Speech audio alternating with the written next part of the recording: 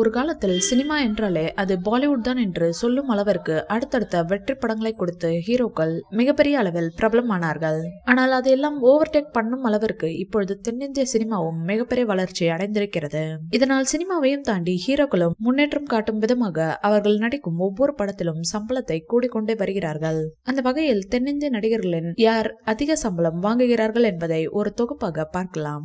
வயசானாலும் உன் அழகும் ஸ்டைலும் குறையவே இல்லை என்று சொல்வதற்கு ஏற்ப நிஜத்திலும் ரஜினி இளம் ஹீரோக்களுக்கு டஃப் கொடுக்கும் வகையில் நடித்துக் கொண்டு வருகிறார். அந்த வகையில் 73 வயது என்று சொன்னால் யாரும் நம்ப முடியாத கம்பீரமான நடை, தெளிவான பேச்சு, ஸ்டைலும் ரசிகர்களை அவர் பக்கம் கவர்ந்திருக்கிறது.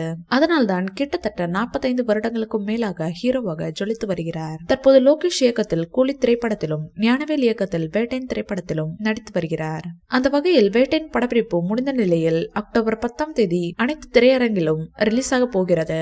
இப்படி இந்திய சினிமாவில் தவிர்க்க முடியாத நடிகராக வலம் வரும் இவர் தென்னிந்தியாவிலேயே அதிக சம்பளமாக ஒரு படத்திற்கு 280 கோடி பெற்று வருகிறார். ஆட்ட நாயகனாகவும் வசூல் மன்னனாகவும் ஜொலித்து வரும் விஜய் அவருடைய 69வது படத்திற்கு பிறகு சினிமாவிற்கு முற்றுப்புள்ளி வைத்துவிட்டு அரசியலில் கவனம் செலுத்த போவதாக அறிவிப்பை வெளியிட்டிருக்கிறார். இதை கேட்டு ஒரு பக்கம் ரசிகர்கள் சந்தோஷப்பட்டாலும் இன்னொரு பக்கம் இனி இவருடைய நடிப்பை பார்க்க முடியாது என்று ஏக்கத்துடனும் இருக்கிறார்கள்.